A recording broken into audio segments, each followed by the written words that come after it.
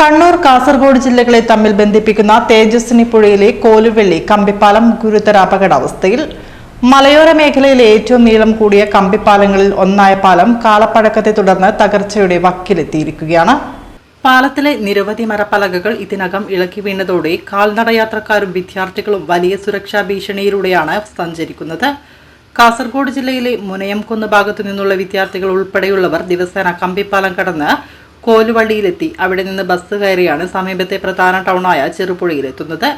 കോലുവള്ളിയിൽ നിന്ന് ചെറുപുഴയിലേക്കുള്ള ബസ് യാത്രയ്ക്ക് വെറും 10 രൂപ മാത്രമാണ് ചിലവ്.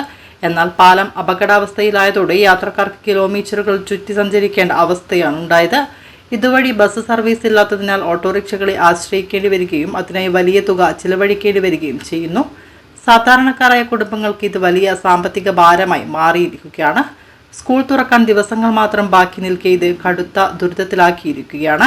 പാലത്തിലെ കൂടുതൽ മരപ്പലകകൾ അടുത്ത ദിവസങ്ങളിൽ തന്നെ ഇളക്കി വീഴാനിടയുണ്ടെന്ന ആശങ്ക നാട്ടുകാർ ഉയർത്തുന്നു. ഈ സ്ഥിതി തുടർന്നാൽ അധികം വൈകാതെ പാലം വഴിയുള്ള യാത്ര പൂർണ്ണമായി നിർത്തേണ്ട സാഹചര്യമുണ്ടാകുമെന്നാണ് നാട്ടുകാരുടെ മുന്നറിയിപ്പ്. 2013-14 കാലഘട്ടത്തിൽ പയ്യന്നൂർ ബ്ലോക്ക് പഞ്ചായത്ത് 3.5 ലക്ഷം രൂപ ചിലവഴിച്ച് പാലം നവീകരിച്ചിരുന്നു.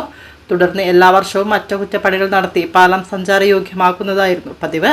എന്നാൽ ഈ വർഷം യാതൊരു അറ്റകുറ്റപ്പണികളും നടത്താത്തതാണ് നിലവിലെ തകർച്ചയ്ക്ക് പ്രധാന കാരണമെന്നാണ് നാട്ടുകാർ ആരോപിക്കുന്നത്. എനിക്കെന്ന് പറഞ്ഞാൽ നീന്തൽ പോലും അറിയത്തില്ല. ചില സമയത്ത് ഇതിലേക്കൂടെ നടന്നു പോകുമ്പോൾ തന്നെ പേടിയാകാറുണ്ട്. പിന്നെയൊക്കെ സ്കൂളൊക്കെ തുറക്കുമ്പോഴത്തേക്കും പിള്ളേർക്കെല്ലാം ഇതിലേക്കൂടെ പോക്ക് ഭയങ്കര ബുദ്ധിമുട്ടായിരിക്കും. പല സ്ഥലത്തും പലകയെല്ലാം കൂടെ അവിടെയെല്ലാം ഇപ്പം നടന്നു പോകുന്ന വഴിക്ക് ഒരു അല്പം ഒന്ന് ശ്രദ്ധ മാറിയിട്ടുണ്ടെങ്കിൽ അതിൻ്റെ അകത്തോട്ട് കാല് പൊട്ടിയിട്ട് താഴോട്ട് വീഴുന്ന അവസ്ഥയിലാണ് ഉള്ളത്. കുറേ പലകകളെല്ലാം പൊട്ടിപ്പോയി, എല്ലാം ഭയങ്കര ശോചനീയാവസ്ഥയിലാണ് ഉള്ളത്. ഇപ്പം ഉടൻ അടിയന്തര നവീകരണ പ്രവർത്തികൾ ആരംഭിക്കണമെന്ന ആവശ്യം ശക്തമാവുകയാണ്.